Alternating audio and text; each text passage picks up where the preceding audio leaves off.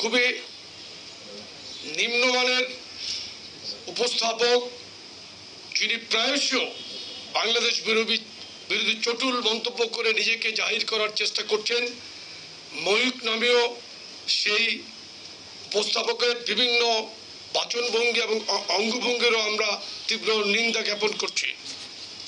প্রিয় সাংবাদিক বন্ধুগণ, আপনারা লক্ষ্য করছেন যে জুলাই আগস্টের গণ অভ্যুত্থানের পরে ভারতের মিডিয়া বাংলাদেশের বিরুদ্ধে লাগামহীন প্রপাগান্ডা ছড়াচ্ছে। গণ অভ্যুত্থানের পরিপ্রেক্ষিতে জাতীয় ঐকমত্যের ভিত্তিতে গঠিত ছাত্র জনতার সরকারকে বিব্রত করার উদ্দেশ্যে তারা ক্রমাগত ভিত্তিহীন এবং কল্পনা প্রসূত খবর প্রচার করছে। তাদের অপপ্রচার এবং গুজবের কারণে আন্তর্জাতিক শান্তি ও নিরাপত্তা বিঘ্নিত হওয়ার আশঙ্কা তৈরি হয়েছে, যা একই সাথে ভারতের সংবিধানের ৫৫ অনুচ্ছেদেরও পরিপন্থী। প্রিয় সাংবাদিক বন্ধুগণ, ভারত ফ্যাসিস্ট শেখ হাসিনার পতনকে মেনে নিতে পারছে না। শেখ হাসিনার নির্দেশে ২,০০০-এরও বেশি ছাত্র জনতাকে গুলি করে হত্যা করা হয়েছে, যাদের মধ্যে রয়েছে রিয়া গোপ, হৃদয় তারুয়া, রুদ্র সেন, দীপ্ত দে, শুভশীল, তনয় দাস সহ আরো অনেক বীর শহীদ।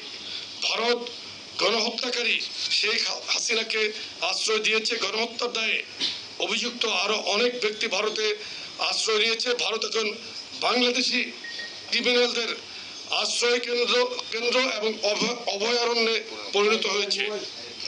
শেখ হাসিনা যখন শুট অ্যাট সাইটের অর্ডার দিয়ে গোপ, হৃদয় তারুয়া, রুদ্র সেন, দীপ্ত সেন, শুভশীল, তনয় দাসদেরকে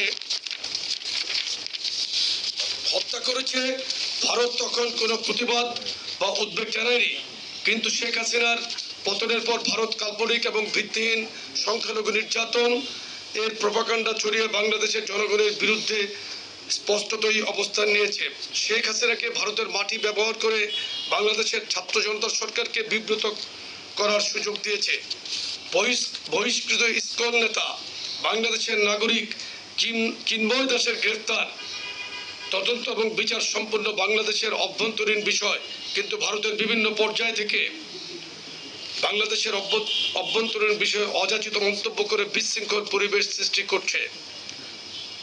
চিন্ময় দাসের অনুসারীদের হাতে জাতীয়তাবাদী আইনজীবী ফোরামের সদস্য এবং সহকারী public prosecutor advocate Saiful Islam আলিফ খুন হওয়ার পরও বাংলাদেশের সর্বস্তরের মানুষ গভীর সংযম দেখিয়েছে, যা সাম্প্রদায়িক সম্প্রীতির অনন্য নিদর্শন। অন্যদিকে ভারত একটি সাম্প্রদায়িক দাঙ্গা প্রবণ রাষ্ট্র। ভারত নিজের সংখ্যালঘু জনগোষ্ঠীর নিরাপত্তা নিশ্চিত করতে চরমভাবে ব্যর্থ হয়েছে। সুতরাং ভারতের কোনো নৈতিক অধিকার নাই বাংলাদেশের অভ্যন্তরীণ বিষয়ে মন্তব্য করার। আমি এক্ষেত্রে আরেকটি কথা সংযোজন করছি। ভারতের উত্তরপ্রদেশে আপনারা ইতিমধ্যে অনেকবারই দেখেছেন যে সেখানে অনেক শস্যমণ্ডিত সিনিয়র সিটিজেনদেরকে তাদের উগ্রবাদী হিন্দুরা দাড়ি টেনে ছিঁড়ে ফেলছে, কারো ফ্রিজে গরুর মাংস রাখার কারণে তাদেরকে হত্যা করেছে। ইতিমধ্যে এই ধরনের সাম্প্রদায়িক আচরণ যেই দেশের মানুষ সংগঠিত করে, তারা অন্য দেশের সাম্প্রদায়িক সম্প্রীতির মধ্যে হাত চক্রান্ত করে বিনষ্ট করার চেষ্টা করছে, যা ইতিমধ্যে বাংলাদেশের জনগণ সুস্পষ্টভাবে প্রতিরোধ করে তাদের জবাব দিয়েছে। প্রিয় সাংবাদিক বন্ধুগণ, আমরা বাংলাদেশ জাতীয়তাবাদী যুবদল, স্বেচ্ছাসেবক দল এবং ছাত্রদল গত 8ই ডিসেম্বর ভারতের হাই কমিশনে বাংলাদেশের দূতাবাসে হামলা, পতাকার অবমাননা, ভারতের মিডিয়ায় বাংলাদেশের বিরুদ্ধে চলমান তথ্য সন্ত্রাস এবং বাংলাদেশের অভ্যন্তরীণ বিষয়ে অযাচিত হস্তক্ষেপ থেকে বিরত রাখার দাবিতে স্মারকলিপি পেশ করেছি।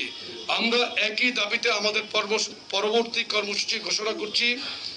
আগামী 11ই ডিসেম্বর আমরা